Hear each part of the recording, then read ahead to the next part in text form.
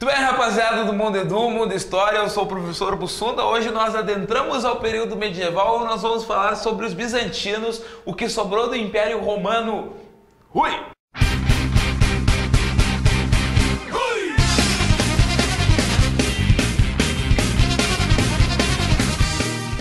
Rapaziada, em 476 da Era Cristã caiu o Império Romano. Oh, come on, Lucius. Rome will have fallen by the time you make your move. Rome has fallen! What did I just say? Mas na verdade, gente, caiu a parte ocidental do Império Romano, caiu Roma, atacada pelos Érulos, e se foi aquele grande império da antiguidade.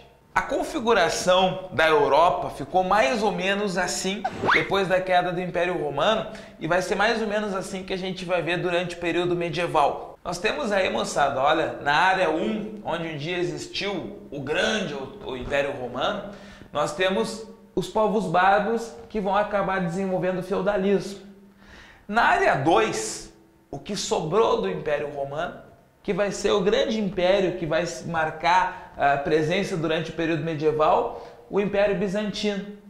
E na área 3, começando lá pela Península Arábica e depois dominando o norte da África e outras regiões, o Império Árabe-Muçulmano. Esses são os 3 grandes pontos que a gente vai estudar dentro do período medieval. Mas no primeiro ponto, a gente vai estar estudando aquilo que sobrou do Império Romano, moçada, que foi o Império Bizantino, que tentou se reorganizar e tentou recriar o Império Romano durante esse período medieval. Constantinopla, a capital do Império Bizantino, sonhou em ser a nova Roma do tempo medieval. Constantinopla, porém, moçada, nunca conseguiu ser a nova Roma, mas ela é um importante elo de ligação entre o Ocidente e o Oriente. Tu sabe, moçada, que na verdade Constantinopla acabou se transformando numa rota de especiarias, sobretudo na Baixa Idade Média, mas por muito tempo ela era a região que vendia produtos para qualquer lugar, inclusive para a própria Península Arábica, e depois eles vão acabar influenciando Maomé a fazer o Islã. Mas a tentativa dos romanos do Oriente, ou bizantinos, de reerguer o antigo império, ela é muito grande e ela encontra um grande nome no imperador César Flávios Justinianus, que governou aí de 527 a 565 da Era Cristã. Se você for observar, o Justiniano, ele governou uns 50 anos depois da queda do Império Romano, que foi em 476. E o Justiniano, moçada, ele vai ser uma espécie de ápice do Império Bizantino. Veja bem, o Império Bizantino vai de 476 a 1453. O Justiniano, ele governa nos primeiros 50 anos depois da queda do Império Romano. Ou seja, dos quase 1000 anos da Idade Média, nos primeiros anos, nas primeiras décadas, os bizantinos chegam ao apogeu e depois eles só se formam. Boca suja, sem vergonha, sem vergonha. Mas moçada, o César Flávios Justinianus, ou Justiniano como a gente chama, ele conseguiu ter algum sucesso militar enfrentando os bárbaros. Ele ordenou expedições militares que reconquistaram o norte da África, ele expulsou os vândalos que estavam lá. Tá na hora de acabar com essa bagunça. E para acabar é com força, senão não acaba. Ele ordenou também expedições que expulsaram os alamanos e outros povos da Itália. E o Justiniano chegou muito perto de reerguer o antigo Império Romano. Olha aqui, moçada, no mapa, a área 1, a área original do Império Bizantino. A área que tem o número 2, a área que o Justiniano reergueu. Fica perto daquilo que foi o antigo Império Romano. O Justiniano também, moçada, acabou estruturando o direito romano antigo através da criação do Código de Justiniano. A gente sabe, moçada, que os romanos na antiguidade criaram a base para o nosso direito atual. Só que os romanos eles não tinham codificado esse direito. E o Justiniano, pegando o direito romano antigo, acrescentando novas leis e organizando, ele codificou. O direito romano chega aos nossos dias, moçada, e serve de base para o direito do mundo atual.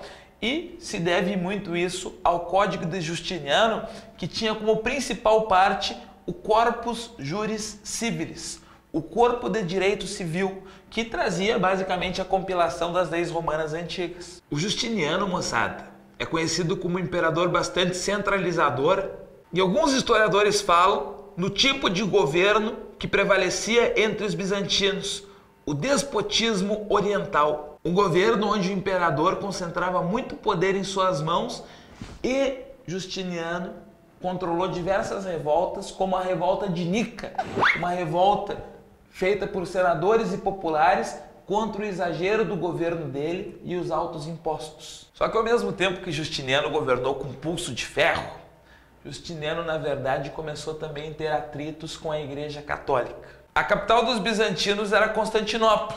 A sede da igreja era em Roma e o Papa não queria ir para Constantinopla. Papa, você podia vir aqui para Constantinopla, que é a sede do novo Império Romano? E aí nós tínhamos que organizar a partir daqui também a igreja. Não fica aí em Roma. Vem para Constantinopla, fica aqui, vamos trabalhar junto pelo prol em comum, que é reerguer o Império Romano. Justiniano, Pedro fundou a igreja aqui em Roma. Eu não vou sair de Roma só porque tu quer, seu idiota. E o Papa ficou em Roma. O Papa, na verdade, moçada, ele estava tendo sucesso em converter os bárbaros ao cristianismo lá e ele queria ficar por lá. Mas ele começa a ter desentendimentos com os imperadores bizantinos. A religião bizantina se tornou um problema ao longo do tempo. De início eles eram católicos, como todos os romanos eram desde que foi criado o Édito de Tessalônica lá pelo imperador Teodósio. Mas o próprio Justiniano, moçada, ele foi precursor aí nas mudanças em relação ao catolicismo. Justiniano, por exemplo, já criou o Césaropapismo. Veja você, moçada, Césaropapismo. César e Pape. O que é César?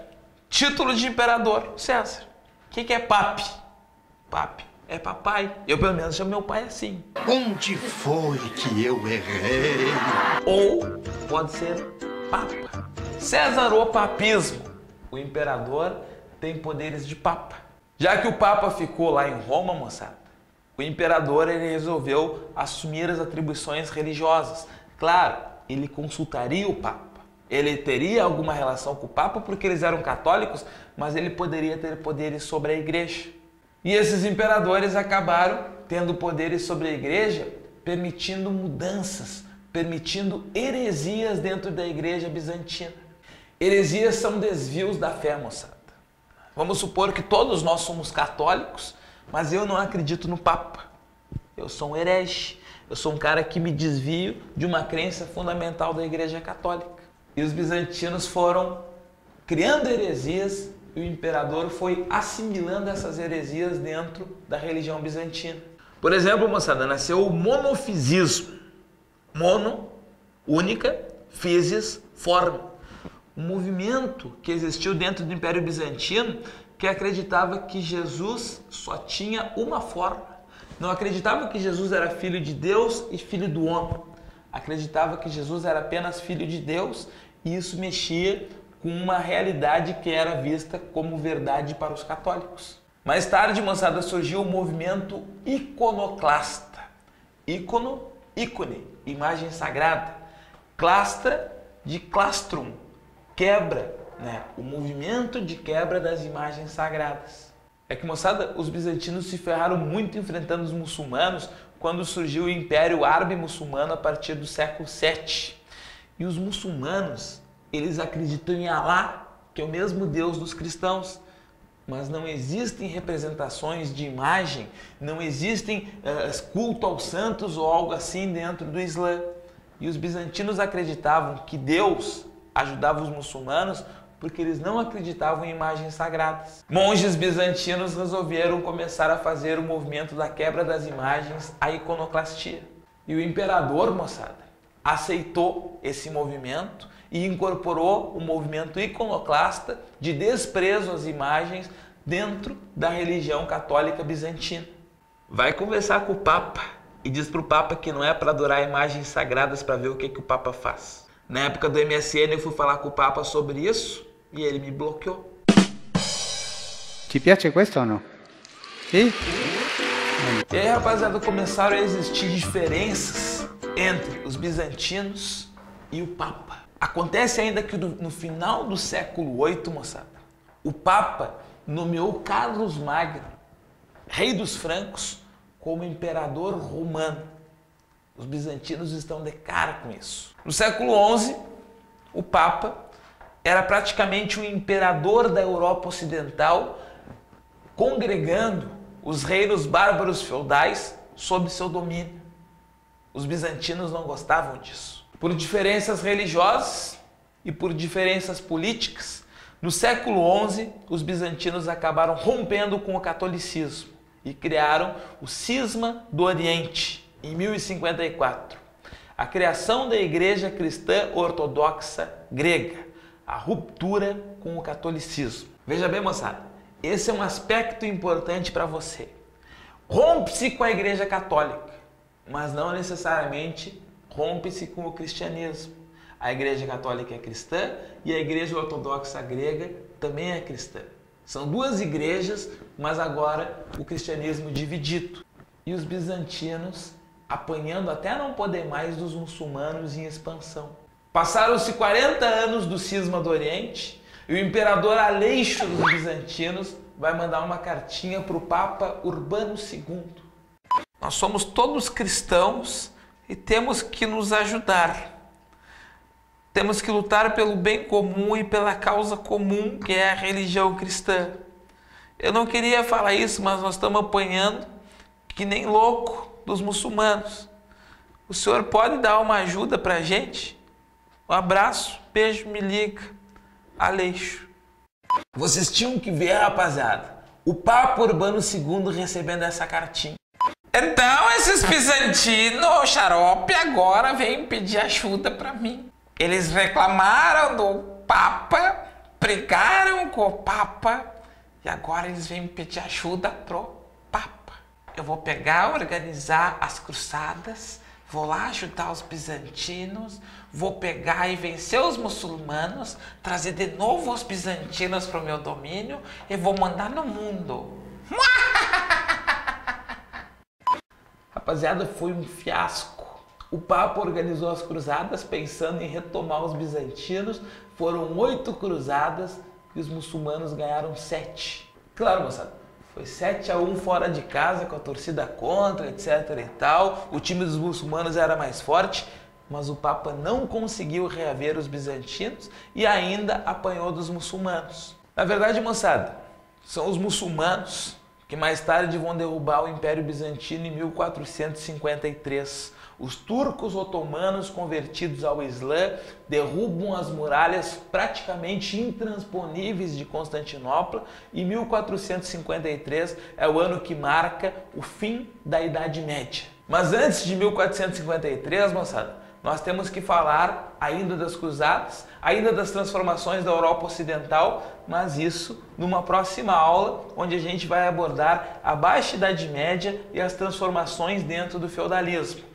Enquanto isso, moçada, assiste nossa aula que está aqui em cima sobre o feudalismo para te entender o que está acontecendo na Europa Ocidental nessa mesma época que os bizantinos eles estavam apanhando dos muçulmanos. Certo, rapaziada? Fica aí, um abraço para vocês, o desejo de bons estudos e a dica.